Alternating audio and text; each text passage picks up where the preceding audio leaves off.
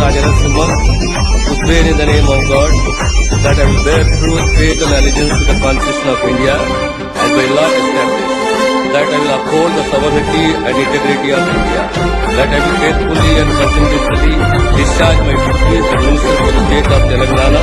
that I will prove right to all manner of in accordance with the Constitution and the laws without fear, favor, affection or ill.